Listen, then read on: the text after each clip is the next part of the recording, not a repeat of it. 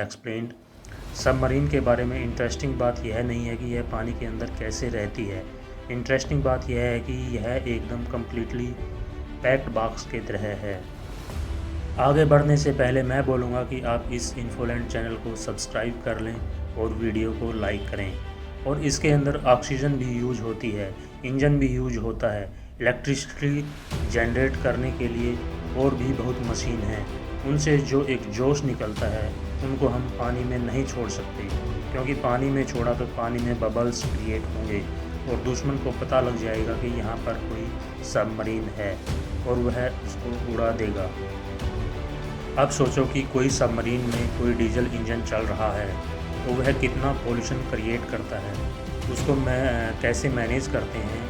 इस बंद डिब्बे के अंदर सब कुछ इसी के अंदर होता है और बाहर आपको पानी के साथ में कोई भी ऐसी एक्टिविटी नहीं करनी है जिससे पानी में हलचल पैदा हो। और जो पीछे की तरफ प्रोपेलर लगे रहते हैं, इस सबमरीन को आगे बढ़ने के लिए उनको भी इस तरीके से डिज़ाइन किया जाता है कि जब यह सबमरीन आगे चलती है तो वह पानी के अंदर बबल्स क्रिएट ना करे, एकदम साइलेंटली पानी में आगे की तरफ बढ़ती रहे।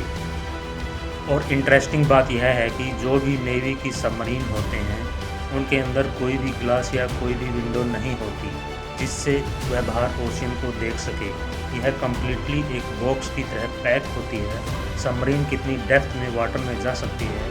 यदि कोई सबमरीन डूब रही है तो उसमें जो क्रू मेंबर्स होते हैं उनका क्या होता है, इनमें जो कम्युनिकेशन का सिस्टम होता है वह किस टाइप का होता है, इन सभी क्वेश्चंस के जवाब इस वीडियो में जानेंगे। इस सबमरीन के बारे में एक एक फैक्ट लेते हैं, उनको सॉल्व करते हैं और आगे बढ़ते हैं। सबसे पहला फैक्ट यह है सबमरीन पानी के अंदर कैसे जाता है। सबमरीन से भारी ओशियन के अंदर बड़े बड़े शिप होते हैं, वह तो नहीं डूबते, वह तो कितना सारा वज़न लेकर सरफेस पर आराम से चलते हैं। तो फिर यह सबमरीन कैसे पानी के अंदर डूब जाता है, पहले इसे आसान भाषा में समझते हैं। इस सबमरीन के अंदर 3 टैंक होते हैं, एक बीच में, एक फ्रंट और एक रियल साइड में। जब पानी में सबमरीन को नीचे जाना होता है तो यह जो बीच का टैंक होता है इसके अंदर पानी भर दिया जाता है, तो सबमरीन की डेंसिटी वाटर की डेंसिटी से ज़्यादा हो जाएगी और सबमरीन आसानी से पानी के अंदर चली जाएगी।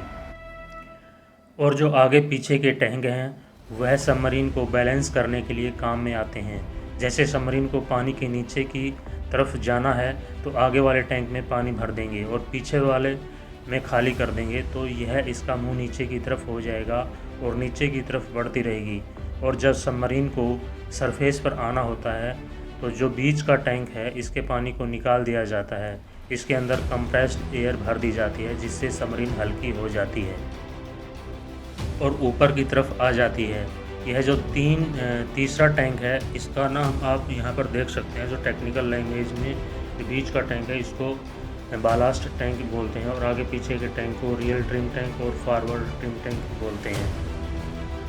आगे फैक्ट नंबर 2 की तरफ बढ़ते हैं जो बहुत ही इंटरेस्टिंग है कि सबमरीन कितनी गहराई में पानी में जा सकती है। देखिए सबमरीन कितनी गहराई में जा सकती है, इसके बारे में कोई भी देश की नेवी ने कुछ भी नहीं बताया है, क्योंकि यही तो इनका हिडन क्वालिटी होता है। जब सबमरीन को किसी पर अटैक करना होता तो वह पानी में कौन सी जगह पर है इसके बारे में दुश्मन को ज़्यादा जानकारी ना हो, यही बेहतर रहता है।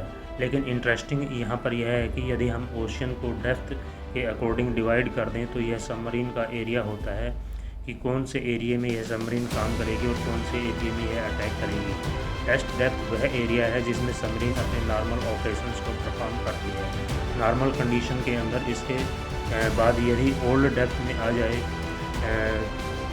तो ऑपरेटिंग डेप्थ इस एरिया में सबमरीन अपने जो भी ऑपरेशन है वह अच्छे से परफॉर्म कर सकती है। जब कोई वार होती है तो इस एरिया से सबमरीन को ऑपरेट किया जाता है। इस तरीके से ऐसा कहा जाता है कि सबमरीन की जो पानी में डेप्थ में जाने की कैपेसिटी होती है उसमें से इस ऑपरेटिंग डेप्थ के अंदर यह सबमरीन सही से काम करती है, अपने पूरे ऑपरेशन को अच्छे से परफॉर्म कर सकती है। लेकिन यदि सबमरीन इसके आगे और चली गई पानी की डेप्थ में तो इस एरिया को क्रश डेप्थ बोलते हैं। यहाँ पर सबमरीन के साथ में कुछ भी हो सकता है, क्योंकि अब सबमरीन डूबने की कंडीशन में आ गई है और इतनी गहराई में सबमरीन पर पानी का प्रेशर इतना ज़्यादा होगा कि वह इस प्रेशर को सहन नहीं कर सकती है, क्योंकि पूरा का पूरा ओशियन ही सबमरीन को प्रेशराइज कर रहा होता है। फैक्ट नंबर 3 की अब हम इस पॉइंट में जान लेते हैं कि इस डेप्थ के अंदर सबमरीन और सबमरीन के अंदर जो क्रू मेंबर्स की टीम है उसके साथ में क्या होगा जब यह सबमरीन बहुत गहराई में चली जाएगी, यानी क्रश डेप्थ में। तो पानी का प्रेशर इस सबमरीन को उसके जो इतने टुकड़े में तोड़ देगा जिस तरीके से हम किसी गुब्बारे को पकड़कर फोड़ देते हैं।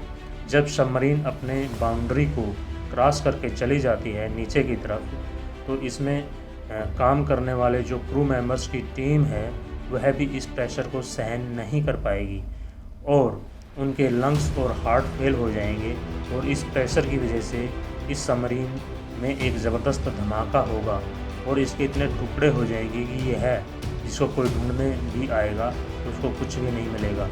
तो इस तरीके से जो सबमरीन होती है इसके एरिया में रहकर यह अपना काम करती है, और वह एक्चुअल में कितनी डेप्थ में जा सकती है इसके बारे में कंफर्म डाटा किसी के पास नहीं होता, सिर्फ नेवी के पास होता है। अब बात करते हैं फैक्ट नंबर 4 की। इस फैक्ट में हम यह जानेंगे कि जब यह पूरी तरीके से एक बॉक्स की तरह पैक्ड है तो इसमें इंजन कैसे काम करता है। देखिए, आज के टाइम में 2 तरह के सबमरीन हैं, एक में जिसमें डीजल इंजन यूज़ होता है और एक सबमरीन आज के टाइम में न्यूक्लियर पावर सबमरीन भी यूज होता है, जो डीजल इंजन सबमरीन होती है। उसमें जब डीजल इंजन को स्टार्ट किया जाता है तो बहुत ज़्यादा पॉल्यूशन क्रिएट करता है, और एक बंद डिब्बे के अंदर यदि यह इंजन चलता रहेगा तो इसके अंदर जो भी काम करने वाले ग्रुप मेंबर हैं वह मर जाएंगे ग्रुप के। तो इसलिए इसमें डीजल इंजन के साथ में एक बहुत ही बड़ी बैटरी पैक होती है, जो इस डीजल इंजन का इन बैटरी को चार्ज करने के लिए काम में लिया जाता है। जबकि बैटरी को चार्ज करना होता है तो सबमरीन ओशियन के सरफेस पर आती है और अपने इंजन चालू करती है और इन बैटरी को चार्ज करती है। जब यह चार्ज हो जाती है तो इंजन को बंद करके यह अपनी डेप्थ में वापस चली जाती है। डीजल इंजन वाली सबमरीन को 48 आवर के बाद में एक बार सरफेस पर आना ही पड़ता है बैटरी को रिचार्ज करने के लिए, और इन्हीं बैटरी से एक मोटर के थ्रू जो प्रोपेलर लगा है इस सबमरीन को आगे बढ़ाने के लिए वह रोटेट होता है, और इसमें से जो इलेक्ट्रिसिटी का सोर्स है वह भी इन्हें बैटरी से मिलता है। इसके अलावा जो न्यूक्लियर पावर सबमरीन होती है उसके अंदर बैटरी वाला सिस्टम नहीं होता, वह इंजन भी एनी टाइम इलेक्ट्रिसिटी जनरेट करता है और सबमरीन को चलाता है। न्यूक्लियर पावर से यहाँ पर स्टीम टरबाइन के थ्रू इलेक्ट्रिसिटी जनरेट की जाती है। इसी वजह से यह सबमरीन 90 दिनों तक पानी में रह सकती है, लेकिन इसकी कास्ट में बहुत ही ज़्यादा फ़र्क है। 4 डीजल इंजन सबमरीन के बराबर एक न्यूक्लियर पावर सबमरीन की कास्ट आती है, और साथ में न्यूक्लियर पावर वाला इंजन कॉन्टीन्यूसली चलता रहता है, तो यह पानी में आवाज़ भी बहुत ज़्यादा करता है। लेकिन दोनों इंजन के अपने अपने अलग फ़ायदे हैं और नुकसान हैं। डीजल इंजन को अपनी बैटरी को पानी में रिचार्ज करने के लिए एक टेक्नोलॉजी डेवलप की गई है जिसका नाम है स्नॉर्कल। इसके अंदर सबमरीन जब पानी में होता है तब इस स्नॉर्कल की हेल्प से जो इंजन को एक जो एग्जॉस्ट है उसको एक पाइप के माध्यम से ओशियन के सरफेस पर छोड़ दिया जाता है। लेकिन इनका भी नुकसान है कि किसी को पता लग सकता है। यहाँ पर कोई सबमरीन है, सबमरीन के अंदर का जो पानी है उसी को डिस्टिलेशन की प्रोसेस से पीने लायक बनाया जाता है, और ओशन के पानी से ही ऑक्सीजन निकालकर यहाँ पर काम में ली जाती है। क्रू मेंबर्स के सर्वाइवल के लिए बाकी टाइम टू टाइम सबमरीन को अपने ऑक्सीजन को मेंटेन करने के लिए बैटरी को रिचार्ज करने के लिए सरफेस पर आना ही पड़ता है, और पानी में यह सिक्योरिटी पर्पज़ से इन सब को नहीं छोड़ सकते। फैक्ट नंबर 5, सबमरीन का कम्युनिकेशन सिस्टम कैसे काम करता है। देखिए, जो जीपीएस सिस्टम होता है वह पानी में काम नहीं करता है। इसके सबमरीन में sonar, sound and navigation and ranging system use होता है। यह डिवाइस पानी में साउंड वेव को छोड़ता है, और जब कोई दूसरा शिप या सबमरीन इसके एरिया में आता है तो यह साउंड वेव्स सामने वाली दीवार से टकराकर वापस इसी के पास में आ जाती हैं। उसी से यह डिटेक्ट करता है कि यहाँ पर कोई डिवाइस है। लेकिन जब सबमरीन को सरफेस पर कांटेक्ट करना है तो यह सबसे बड़ी प्रॉब्लम है, क्योंकि रेडियो वेव पानी के अंदर काम नहीं करती है। तो जीपीएस काम नहीं करेगा। और आज भी जब सबमरीन पानी की गहराई में होती है तो अर्थ की कांटेक्ट करने के लिए very low frequency system use करती है। पहले के टाइम में सबमरीन को कांटेक्ट करने के लिए सरफेस पर आना पड़ता था, लेकिन यदि आज सबमरीन सरफेस पर आ जाएगी तो फिर उसका मतलब क्या रह जाएगा। इसलिए very low frequency signal submarine से जनरेट किया जाता है और इसको रिसीव करने के लिए बहुत ही बड़े बड़े एंटीना लगाने पड़ते हैं।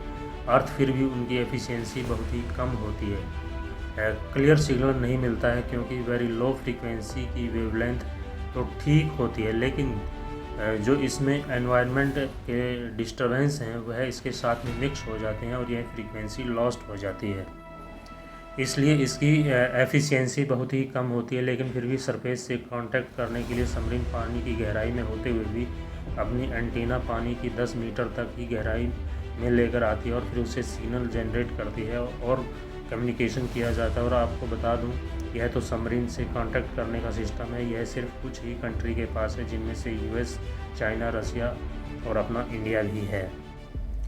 Fact number 6। अब बात आती है कि जब यह तो वही पूरे तरीके से एक बॉक्स की तरह पैक है, तो जब कभी बाहर देखना होता है तो इसे कैसे देखते हैं। इसके लिए इस सबमरीन के अंदर एक पेरिस्कोप लेंस लगा होता है जो 360 डिग्री तक देख सकता है। और आजकल यह लेटेस्ट टेक्नोलॉजी की वजह से नाइट में भी अच्छे से देख सकता है, ऑब्जेक्ट को बड़ा करके देख सकता है। और बेसिकली पेरिस्कोप लेंस ही है जो सबमरीन के बाहर देख सकता है और यह सबमरीन के ऊपर लगा रहता है। सबमरीन का जो भी कम्युनिकेशन सिस्टम होता है यह सबमरीन के ऊपर ही होता है। Fact number 7। अब यहाँ पर कैसे पता चलेगा कि सबमरीन को पानी में जाना कहाँ पर है, कहाँ पर इसको रुकना है, क्योंकि बाहर तो इसमें देखने के लिए कुछ है ही नहीं।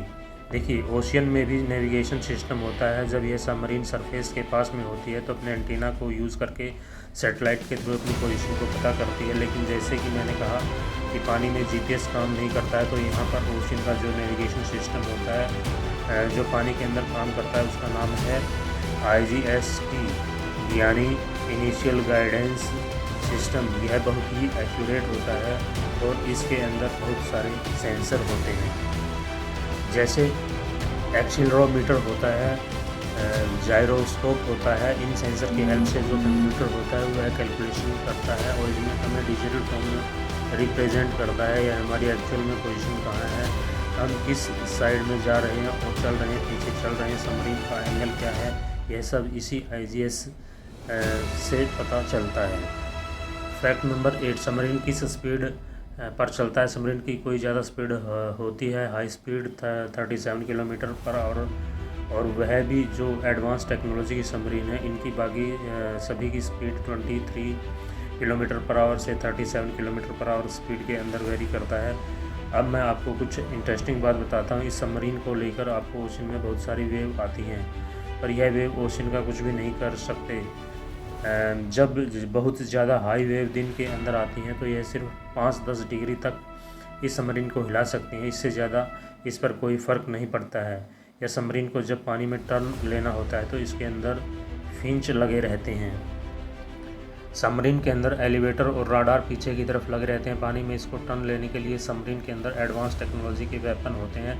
ब्रह्मोस मिसाइल को भी सबमरीन से लॉन्च किया जा सकता है। बाकी इसमें न्यूक्लियर वेपन भी होते हैं और भी बहुत वेपन इस सबमरीन से लॉन्च कर सकते हैं। सिर्फ 4-5 कंट्रीज़ के पास में ही अपनी खुद का सबमरीन है, जिसमें हमारा इंडिया भी है। जब कोई वार होती है तो सबमरीन के जो वेपन होते हैं उनका बहुत बड़ा रोल होता है, क्योंकि यह एक तरीके से चिपके हुए रहते हैं। कब कहाँ से अटैक हो जाए दुश्मन को ज़्यादा पता नहीं रहता है इसके बारे में। इसके अलावा बहुत टाइप के सबमरीन होते हैं। एक अटैक सबमरीन होती है और जो कम दूरी के दुश्मन पर अटैक करता है। इसके अलावा एक बैलिस्टिक सबमरीन होती है जो लंबी दूरी की अटैक करता है। बाकी इन सबमरीन के अंदर इंटेलिजेंस सर्विलेंस का पूरा सिस्टम लगा रहता है। सबमरीन